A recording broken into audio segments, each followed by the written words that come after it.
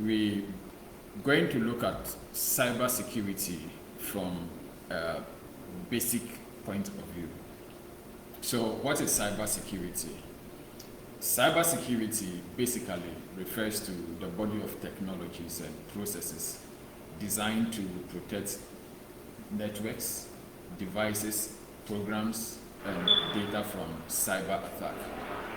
Now, when you look at my definition, you realize that there are a couple of technologies that I have actually highlighted, and that is technologies and processes. So what is the technologies and what is the processes? The technologies in this definition actually refers to the baseline security that we have in our industry, like your firewall, intrusion detection systems, antivirus, intrusion detection systems and prevention, endpoint detection and response programs. These are what we call them as the technologies. And their processes actually refers to the security, what we call the security checklist that are actually used in making sure that these technologies themselves actually don't have their underlying vulnerabilities.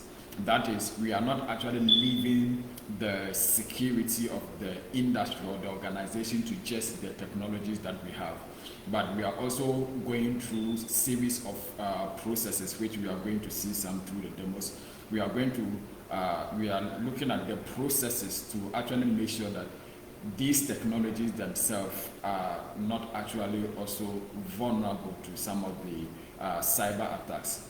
And that is because within the cybersecurity industry, there is this firm belief that security is not a product, it's actually a process, which means that you don't only leave your security to just your technology and then you are done.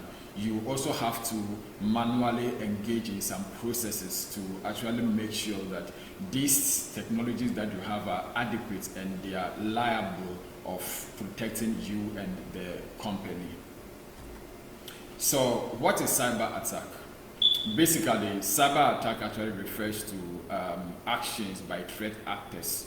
And when we talk about threat actors, we are looking at these malicious hackers who actually try to break into your organization, your institution, and try to gain unauthorized access, steal data, or cause damage to computers. Now, we need to understand that cyber attacks are actually done with some motivation. And this motivation can be criminal motivation, it can be political motivation, where one political party can try to hijack one political party systems. It can also be personal motivation. And we are also looking at the agent of threats, how this threat actually comes into place. And we are looking at outsider threats. Outsider threats are organized criminals or criminal groups.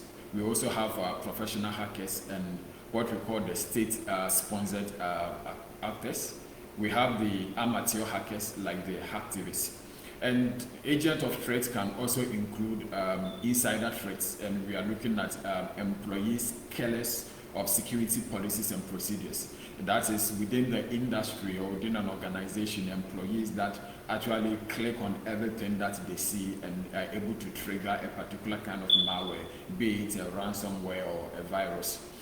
We can also be looking at a disgruntled current or former employee, somebody who has some litigation with the company and decide to install a malware or to open a gateway for an outsider attacker to actually come into the institution or the organization.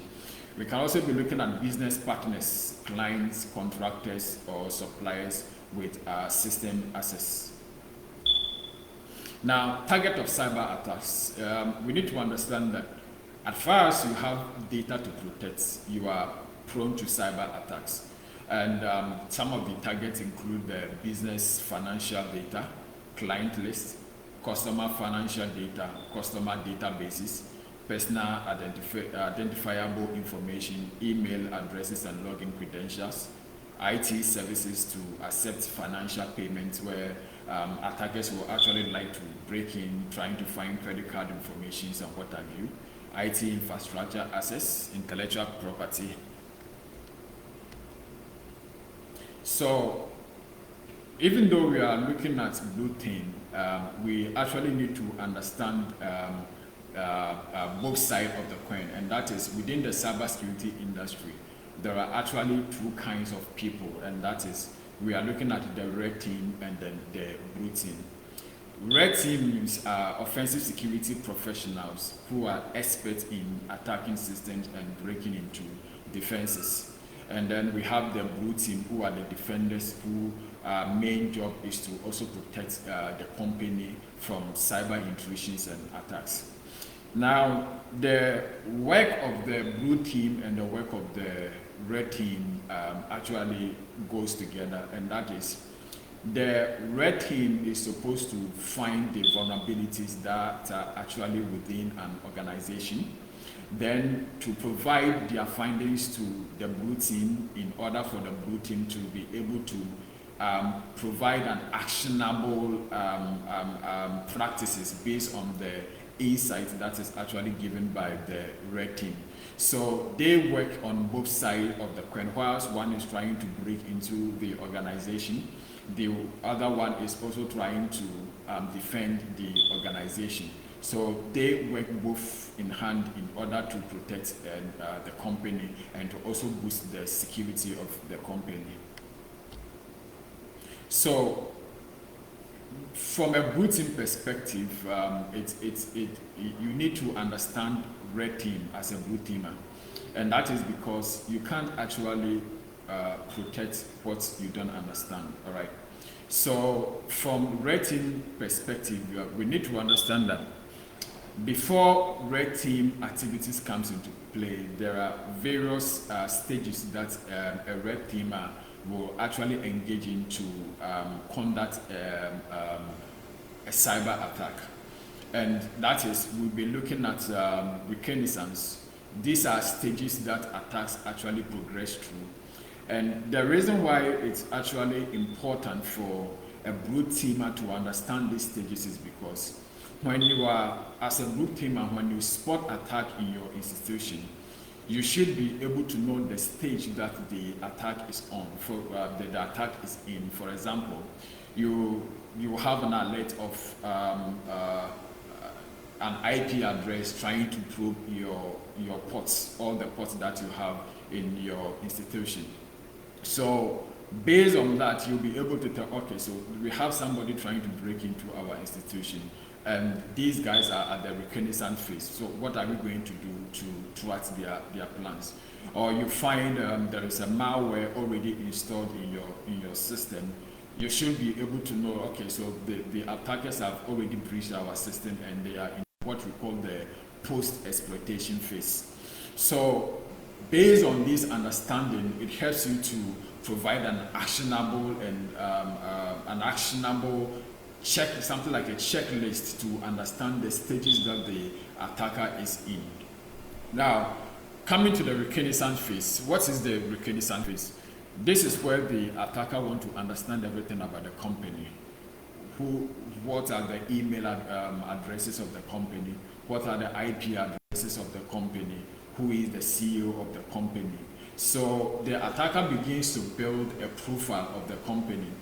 Now, the reason why this stage is very important is because, for example, if I want to do something what we call a phishing, it's important that I come to understand all the email addresses. After finding the email addresses, is it possible that I can find a CEO email address, compromise it and use the email address to send a phishing email to look more legitimate?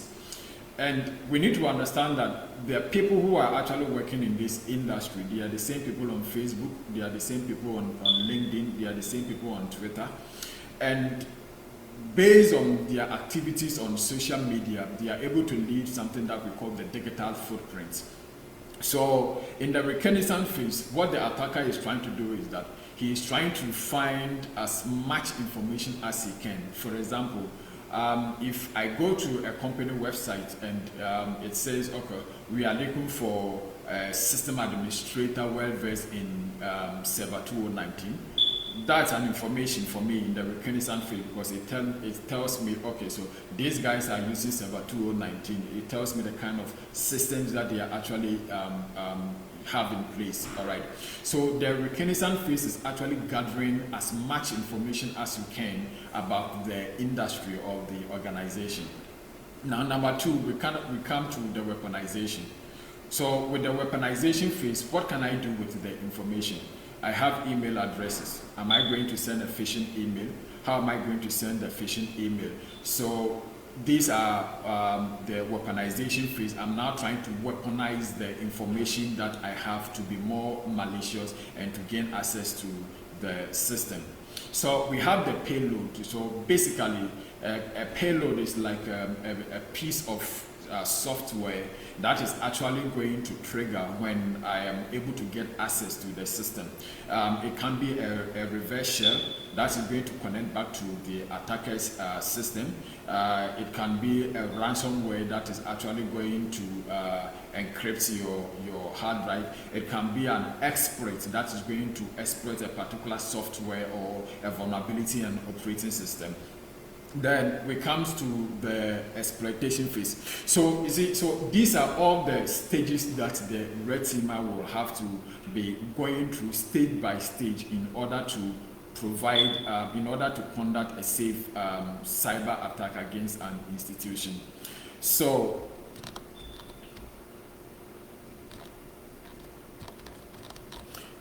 from the blue teamer perspective, after understanding all the red team activities, it's very important for the blue teamer to have all these basic skills.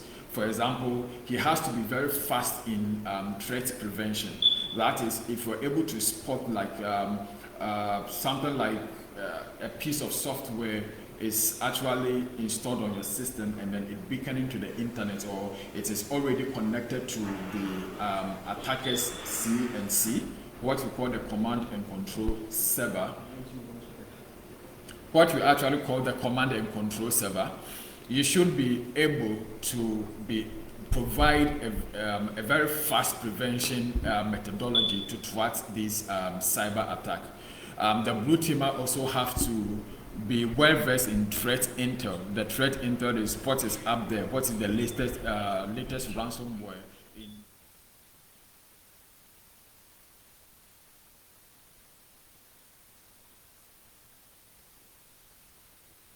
So in case this particular threat is found in our organization, how are we going to conduct a safe practice to combat or thwart this particular attack?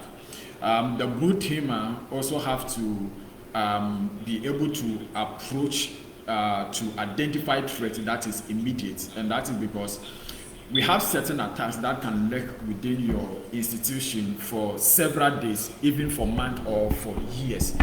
The attacker can be in your institution for quite a long time, and it is up to the blue teamer to be able to identify these threats and be able to do away with the threats even before the attack progresses to the next stage, right? We have the blue teamer also have to be well versed in monitoring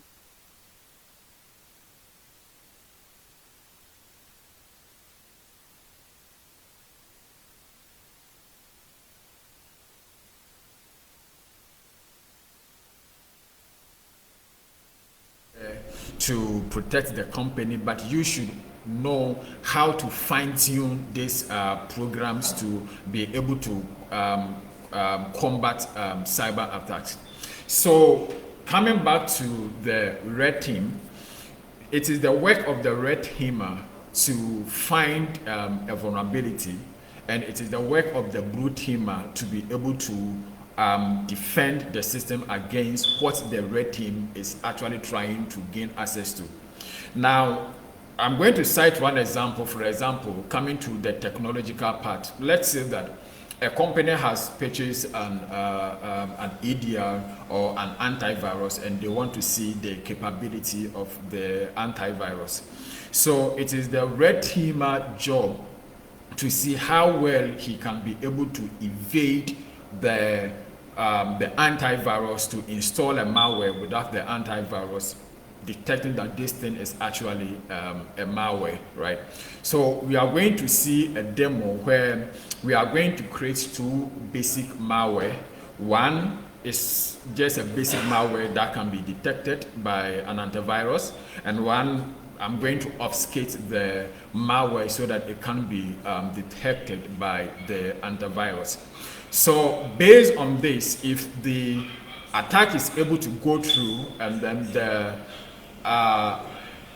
antivirus is not able to detect it, to the blue teamers, how can we fine-tune our products or our technology so that in case these attacks happen from a real attacker's perspective, we can be able to detect it without it slipping through our defenses? So let's see a quick demo on this, some of these attacks.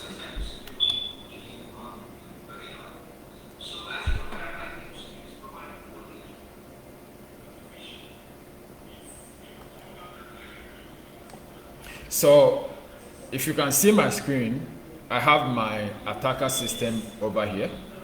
That is going to be from the red team perspective. This is what the attacker is using. And I have Windows Server 2016, where it's going to be something like a target that we are trying to break through.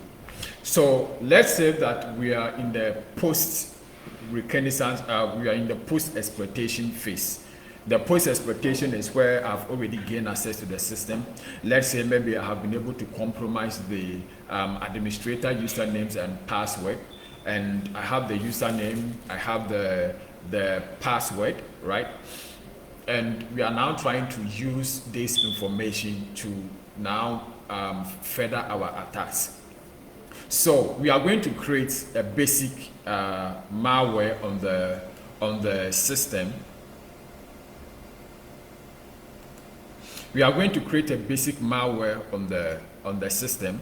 Then after creating the malware, we are going to send this malware to the target and see how the antivirus of the target is actually going to behave. But to show you that the antivirus is up to date, we are using actually a Windows Defender.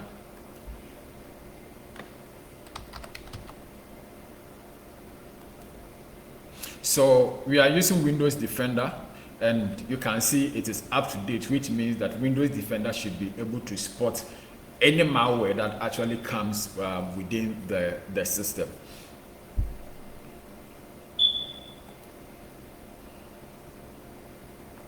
So we're creating a basic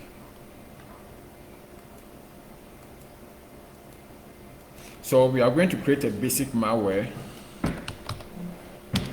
This is just basic for this is an introductory phase where we are not doing anything overly complex. First of all, let me check my IP address. All right, so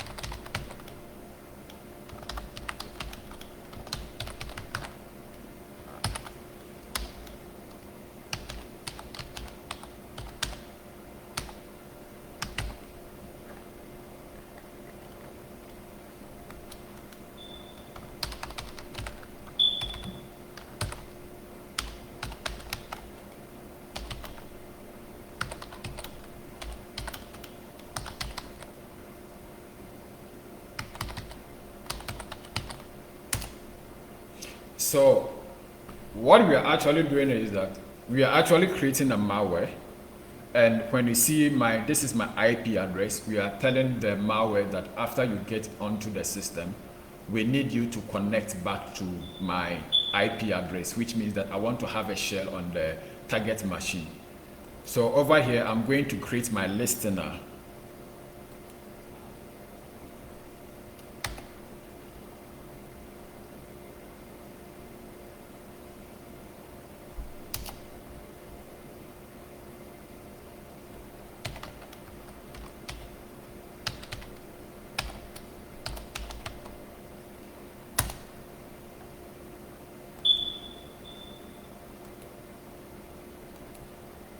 Okay, so the malware is already created. So we can see the malware over here. So now we need to upload this malware to the target and see how the target is actually going to behave.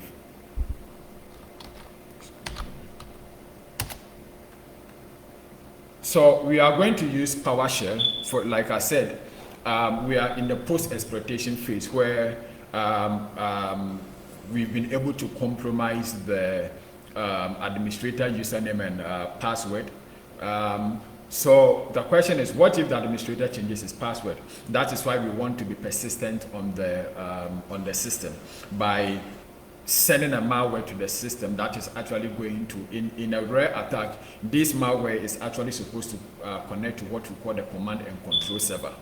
The command and control server is actually a piece of software that has all the features to actually take control over a particular system. But since we are doing something basic, it's only going to connect to a reverse shell that I have actually created here. So let's create a connection using the administrator credentials to upload the malware to the targets.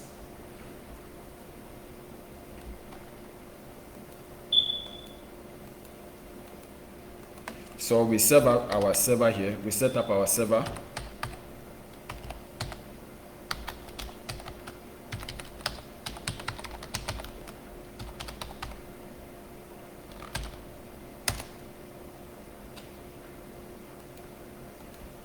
So we're creating a PowerShell session to upload the malware.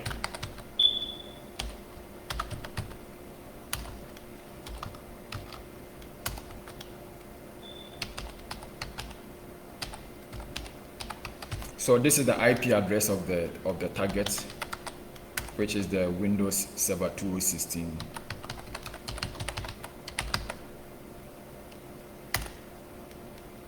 And we put in the password we've already compromised.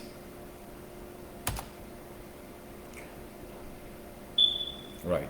So now, if I do session,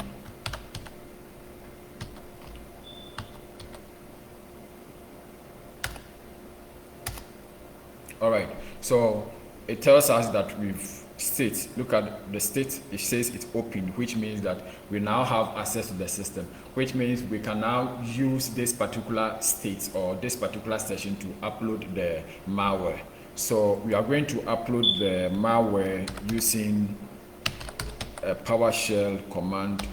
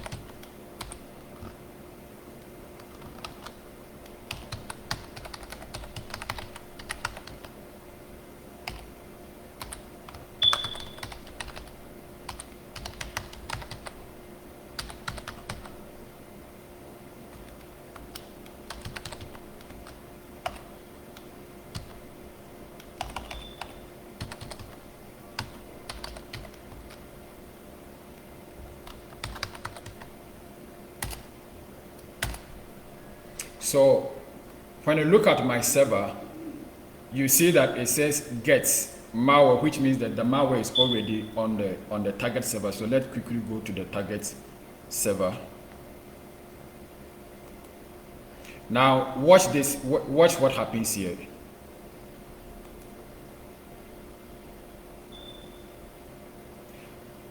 If I try to, now you see that the malware is gone, which means that Windows Defender have actually detected that what we put onto the system is actually a malware. All right, and so it has Windows Defender has deleted the malware. So now this is where the red teamer have to be crafty, because it is the work of the red teamer to be able to bypass and slip through the defenses, and it's the work of the blue teamer to also defend. So as a red teamer, what can I do to bypass the solution that the target is having? How am I going to be able to bypass Windows Defender to actually have a connection back to my attacker's system? So we are going to look at obfuscation. Obfuscation simply means that you are trying to conceal something. Basically, you are now trying to conceal something. So it's basically a form of like something like an encryption, where you are trying to hide the malware component from being detected by your antivirus or whatever program that is actually detecting your malware. So we go back to the attacker system again.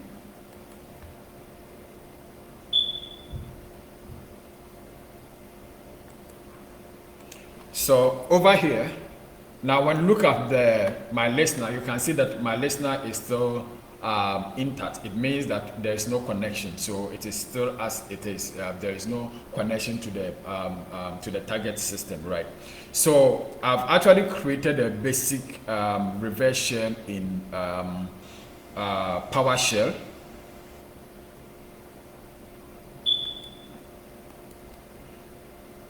Let's look at that quickly.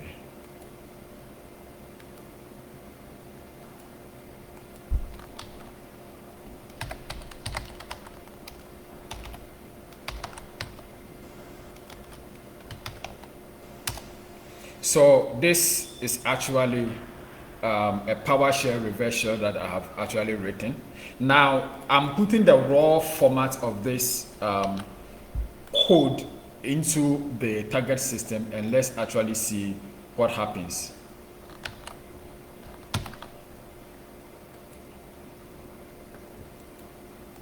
So we are now trying to use PowerShell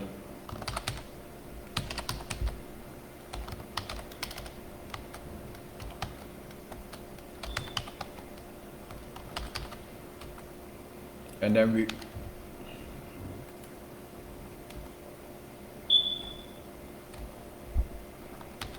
so I've pasted the code.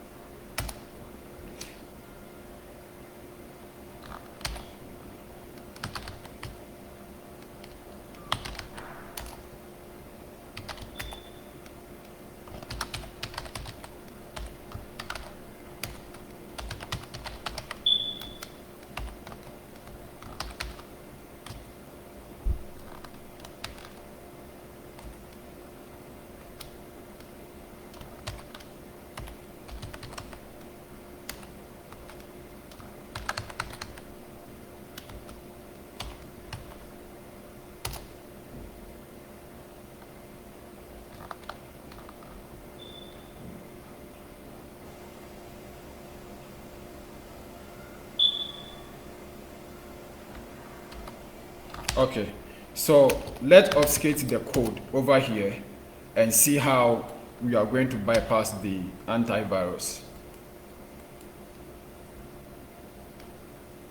So we're now going to PowerShell mode.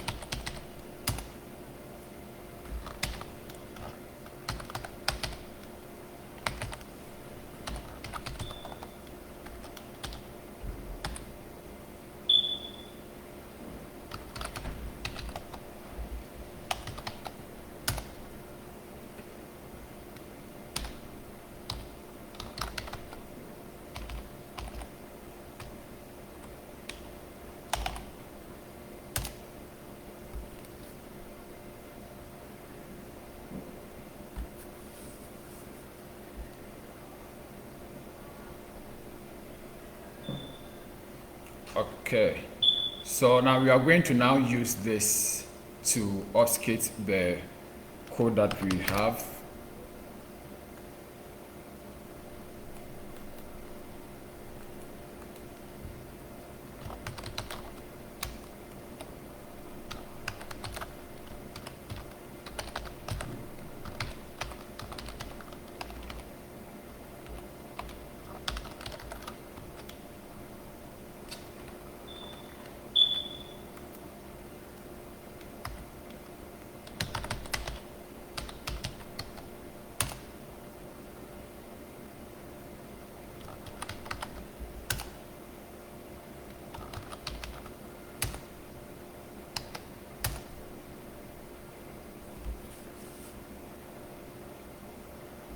So if you can see the results, this is actually the code that we input into the program that has been obfuscated for us. So this is more like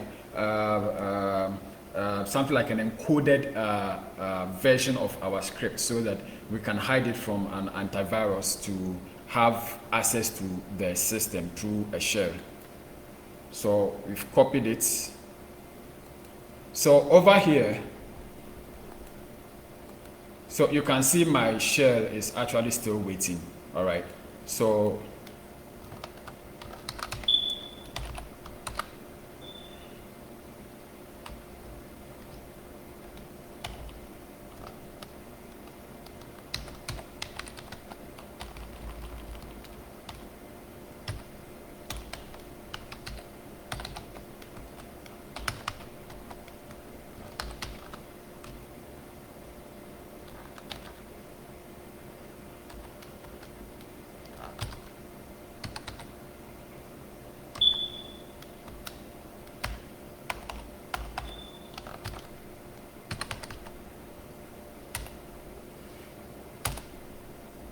So as you can see, you realize that there is a connection, right?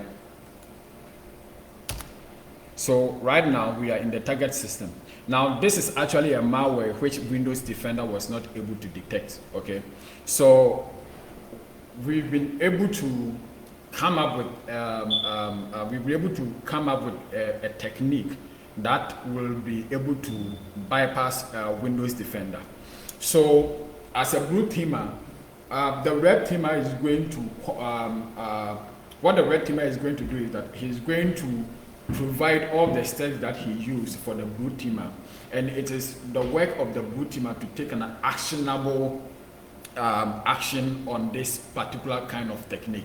So what is the technique that is used? How are we going to fine-tune our products or our technologies that we have, so that in case a rare attacker is able to use this kind of technique on our system, we will increase your sound. My voice. Yes, Will be able to detect this kind of cyber attack, right? So this is where the blue teamer work is supposed to actually come in, right? To provide the necessary steps, whether you have to fine-tune your SIM, whether you have to write indicators of compromise for your product, so that in case some of these attacks is launched against your organization, your technologies will be able to spot this particular kind of attack, right? So basically what we did here is that we wrote two malware. One was detected by Windows Defender, and we did one in PowerShell where we obfuscated the code and Windows Defender went blind. It was not able to detect that this thing is actually a malware, and that it is going to provide access to the system that are actually supposed to protect. So let's go back to the slides. So to show you, this is the IP address. This is the IP address of the target, to show you that we are actually in the target. And when you go back to the targets,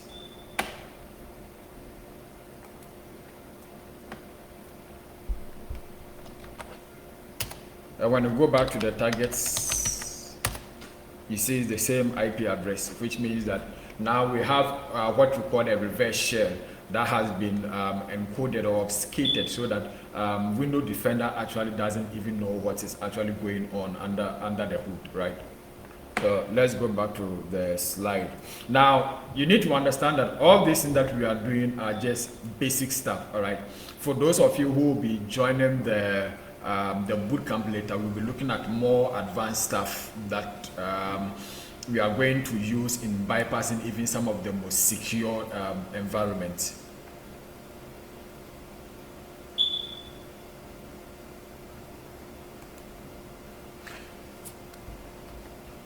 So both teams in a nutshell, right? Right. So it is the work of the red teamer, all right, to think like a hacker.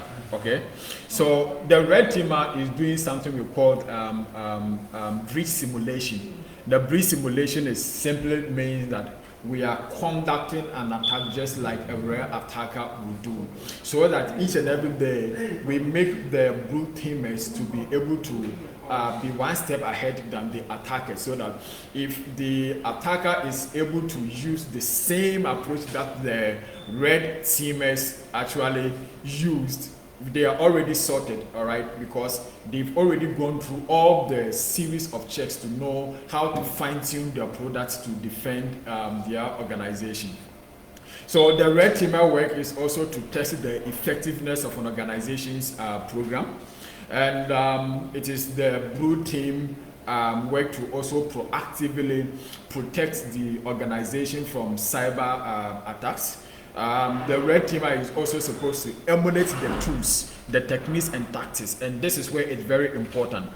Every threat actor, all right, of those who conduct cyber attacks against institutions, they have the tools that they use, they have the techniques that they use, they have the tactics that they use. So it's up to the blue teamer to understand all these TTPs of the attacker to be able to be one step ahead than these cyber malicious hackers, right? So we are going to now look at a demo, something we call the art of deception, and that is what some of the work of the blue teamer. The art of deception simply means that we are trying to create something that we call a honeypot, okay?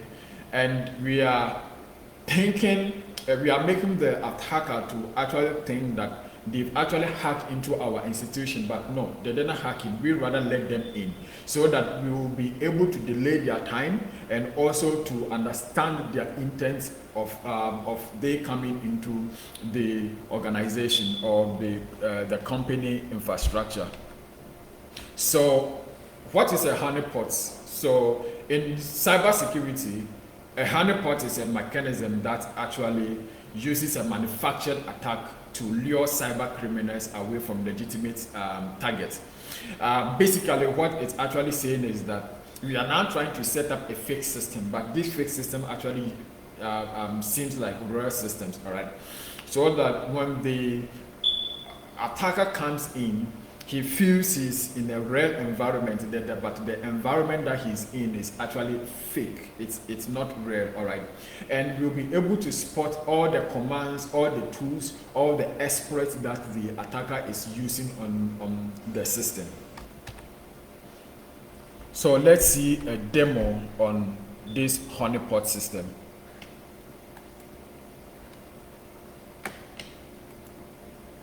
So we are using a honeypot system called Deja Vu, right? And this system is actually a honeypot that I've already configured. Configuring it takes a considerable amount of time. So I've already gone ahead and configured it, all right, so that we don't have to waste much time.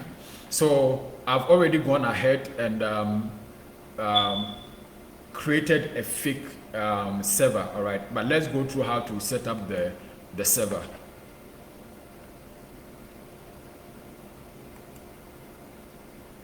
Hope my net, sorry.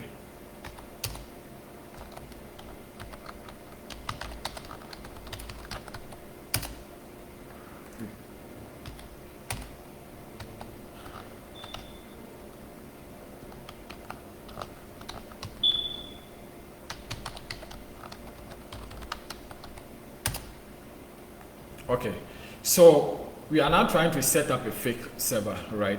So over here, you set up the server name, the name that you want to give to the fake system, and the network location, that is if the subnet is the IT section, so that you know where the attacker is actually trying to penetrate through. So we come to the static part where we are trying to give it a fake IP address, all right? And then these are services that are actually opened on a server, okay? So we set up all these fake services on the server so that when the attacker is doing something like a port scan, he feels it's actually a REST system, but it's actually a fake system. So basically, like I told you, I've already gone ahead and do all that because setting up takes a considerable amount of time. So we've already set up the honeypots. Let me log in.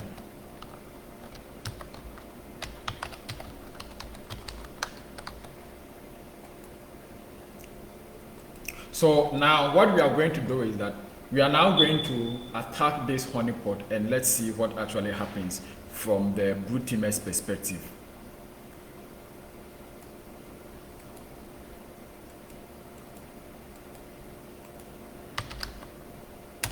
So just a basic scan to move on.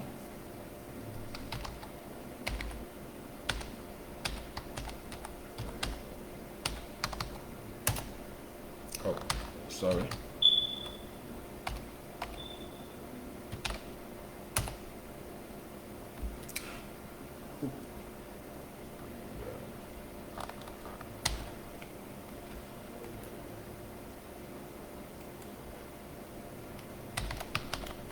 I hope my map is not broken.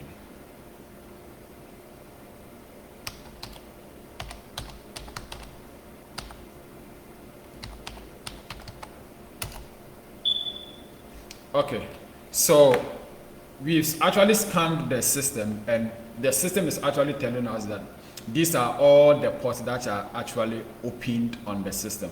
So the attacker thinks that he's actually interacting with a REST system, but these are not REST systems, these are fake systems to delay the attacker and also to understand everything that the attacker is doing. So we see that port 22 is open, and basically when hackers break into an institution, they don't try to be overly complex at first. They start from what we call the low-hanging fruit. That is, he tries to test, okay, so what is the default passwords that I might be dealing with, and then he progresses to more complex attack. So we see that port 22 is open, so now the attacker wants to try a default passwords to see what actually happens.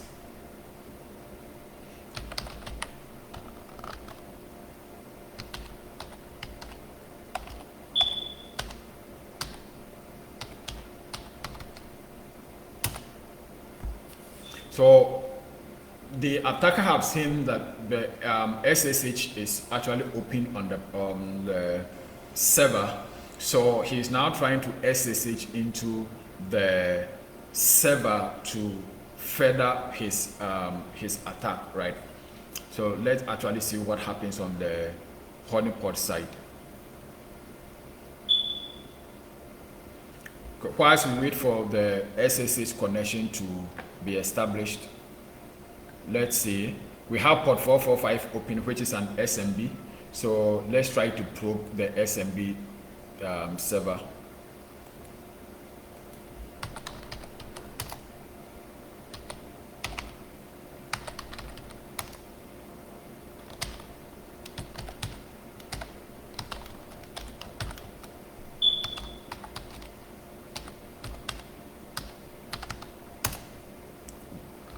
Okay, so I don't have SMB installed on this system. It's taking a long time.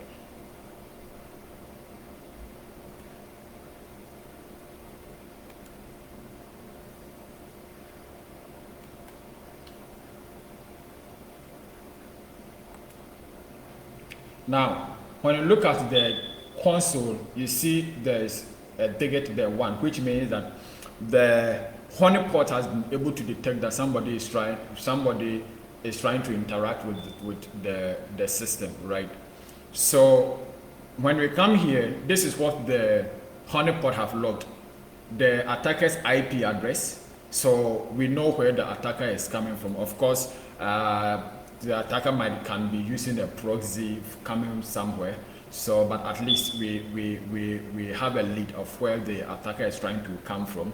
And when we go to the logs, all right, this is everything that the attacker is doing. Now, this is my my Nmap scans, all the scans that I did, probing port 22, all the ports on the system. So everything that the attacker did is actually shown here. So everything the attacker did is actually shown here. So let's wait for the SSH to actually go through. I don't know why the SSH is taking a long time.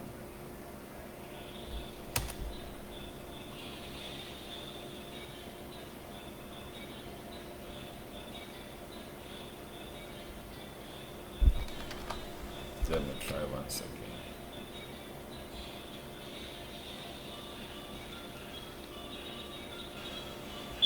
Okay, let's do telnets.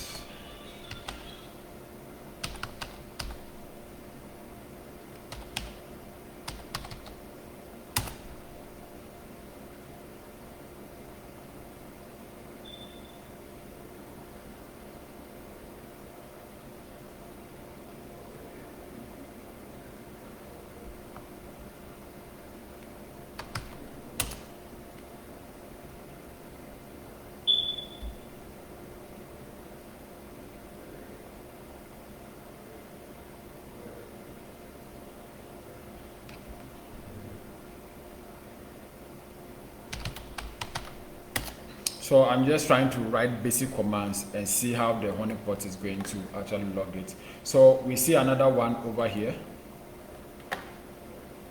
Okay.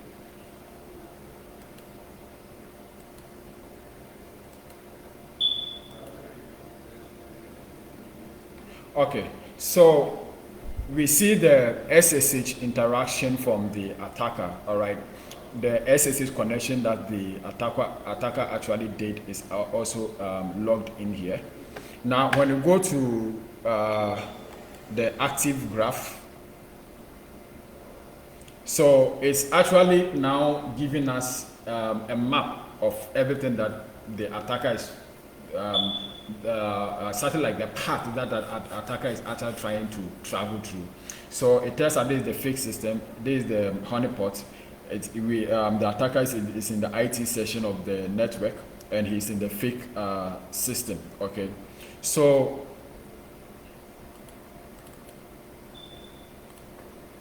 when we come here, this one logs everything that the attacker was doing in the system.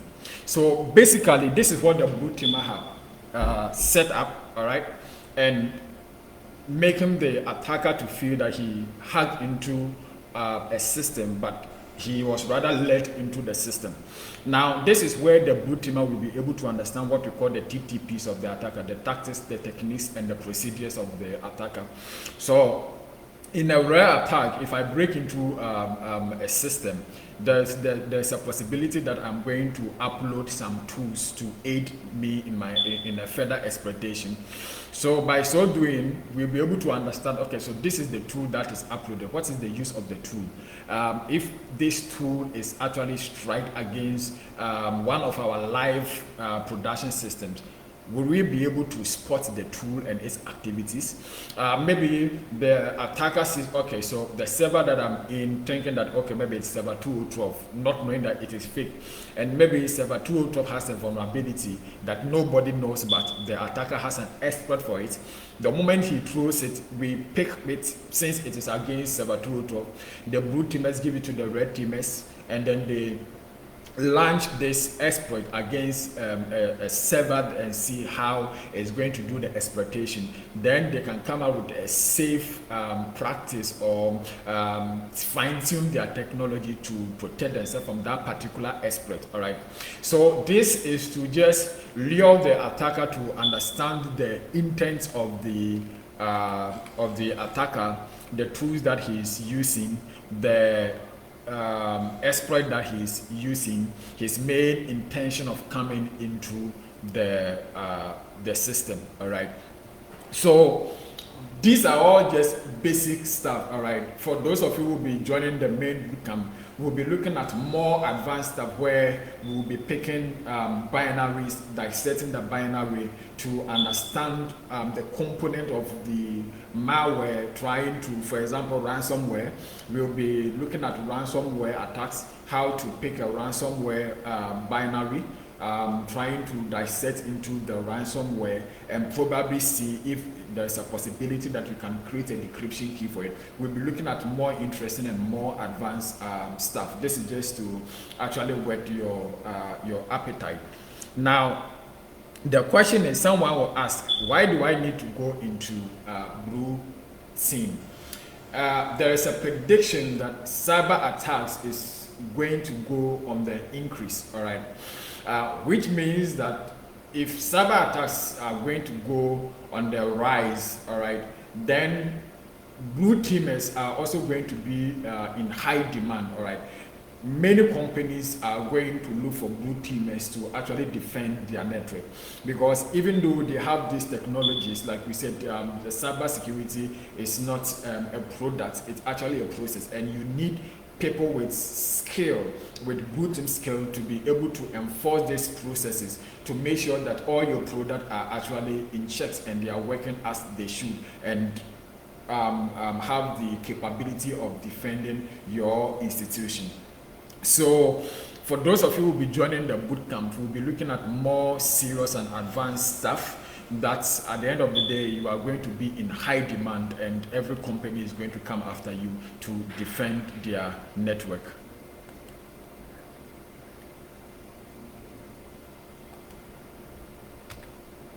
So looking at the honeypot, the benefits of honeypot, number one, it is to predict attacks, all right. Number two, also to respond. Like I said, if you see something within the attacker's strategy, you'll be able to provide a response against it in your live system. Also detecting activities, that is the TTPs of the attacker, and also disrupting the main intention of the attacker by making him think that he is actually in the right system, but actually he is in a fake system. So basically, this is just an overview of everything that we will be doing within the Blue Team Boot Camp. For IPMC, we are into endpoint detection and response, where we do something we call Security Operations Center as a service, where we take off companies' infrastructure. We become something like an extension of their cyber security team. We also do what we call breach simulation, where we try to break into your infrastructure. We do threat hunting, trying to find out if you are already infected, if there's a malware lurking somewhere. So basically, this is how we can help industries out there. So for those who will be joining the blue teaming, you can start your registration. Then at the D-Day, we'll be going through more complex and real-world stuff, where we'll be looking at more advanced cybersecurity practices to defend, whether you are working, whether you want to go into cybersecurity. This particular bootcamp is for you, so that you can learn some of the advanced stuff that is actually happening in the real world. So as much as I do, I want to thank you for your time. Hopefully they have been very insightful. We hope to see you at the bootcamp training, and also to maximize yourself in these upcoming skills, so that you can be a high sought after individual in the cybersecurity industry. Thank you very much for your time.